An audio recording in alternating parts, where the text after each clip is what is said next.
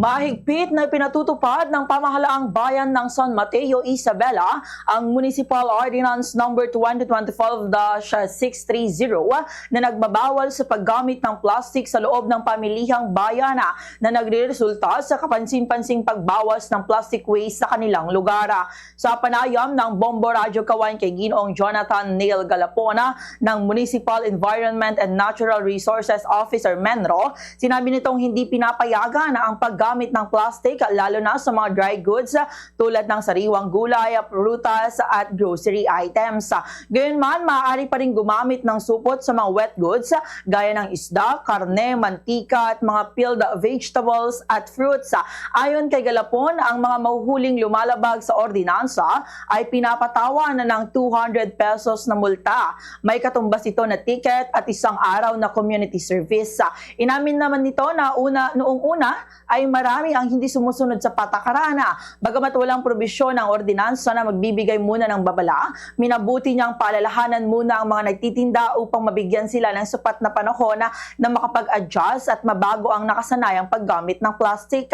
Dagdag pa niya nang ipatupad ang isang araw na community service na pagtanto ng mga tindero na mas malaki ang kanilang malulugi kung magsasara sila ng ilang araw. Dahil dito, mas naging mahigpit ang pagsunod ng ordinansa hanggang sa halos wala na umanong lumalabag. Sa katunayan, sinabi niyang bilang na lamang sa kamay ang mga hindi sumusunod sa kasalukuyan.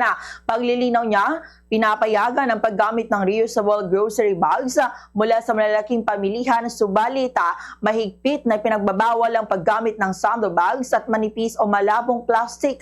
Bunga nito, bumaba ang timbang ng mga basurang nagmumula sa mga barangay na dinadala sa sanitary landfill ng naturang bayan.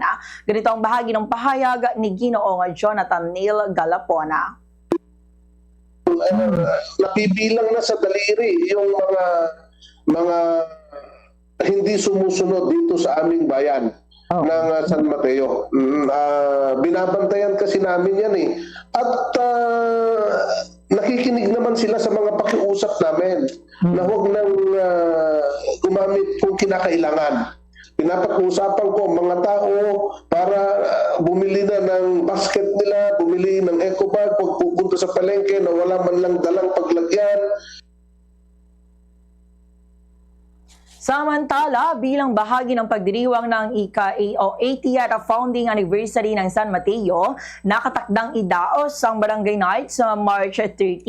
Gagawaran ng parangal ang 5 mapipiling model na barangays na may mapapapremyong 100,000 pesos para sa unang gantimpala, 90,000 naman na pesos sa ikalawa, 80,000 pesos sa ikatlo, 70,000 sa ikaapat at 60,000 pesos sa ikalima. Bukod pa sa 5 consolation prize na tig 10,000 pesos.